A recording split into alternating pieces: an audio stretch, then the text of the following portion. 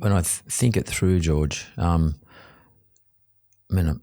probably a really good example right now is Ryan Garcia. Yep. I mean, like, terrible. He's I don't know what the fuck's going on. Like, it's weirding me out. Like, I thought to myself initially, maybe, he's just trying to get a bit of attention, perhaps because he's big on his various social mediums. Yeah.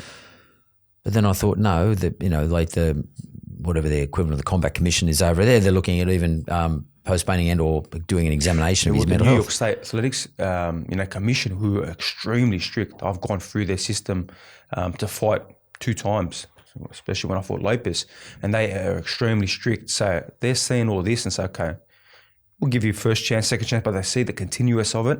And again, all right, he might be playing it a bit, but there's been points where it's just like, you don't go play that stuff, you don't go say that stuff, you don't go do that stuff, and you don't go do that against a guy like Devin Haney. I learned my lesson from training like an animal anyway, but doing the commitments of the media and trying to really promote a fight. And again, who was Kambosos at that stage to go and do 45,000? I'm not in the media every single day. I'm not, this mega superstar at that stage to promote a big fight.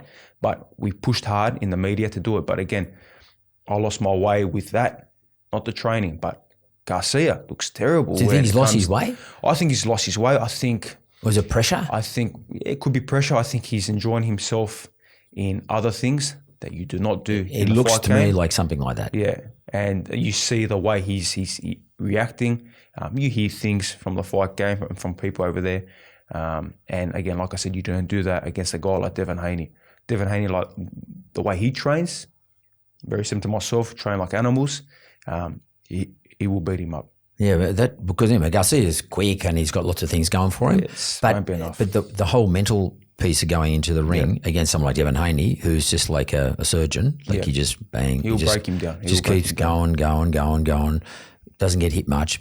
He's a pretty fighter to watch. Unless Ryan Garcia can put one on him really, by surprise. I just get concerned about Ryan Garcia's ability to go through all the rounds. Yep. If that's really his mental state. Yeah, that's what I think. I think that the rounds, getting through them rounds, and then when he's getting tagged non-stop, it's going to be a whole different story for him. But again, I look at the outside as well. So when Ryan's doing, he's put up some shadow boxing, he looks terrible, and he's doing the pads and his feet are everywhere, and he's trying to jitter the way he's throwing his shots. It looks terrible. He looks like a novice. And I like Ryan. We've spoken in the past. He actually reached out after my last fight saying, hey, let's do a big fight. But we already had plans with Lomachenko and fighting for another world title. So I look on the outside and all of a sudden I see his coach, who's an amazing coach, and I can see the way he's just looking down, he's doing this, and he just doesn't look interested, and he's just like, it's like he's stuck. He's stuck with this guy. He's committed to train the guy for the fight, but he's just, not interested in knowing what's going to happen. And that's a guy like Derek James, who's trained a lot of great champions, Errol Spence as well. He did help Anthony Joshua. So this is a very renowned and respected coach. And I feel like when I see on the outside the way he's looking down, and just there's a lot of things going on social media with him, showing that he doesn't look as interested. And, he's probably got the shits with Ryan, the way he's acting. What does it do for boxing, though? Disrespects, a trainer like that. Ryan's a hell of a fighter. He's a great fighter, very sharp, got that snap and that power.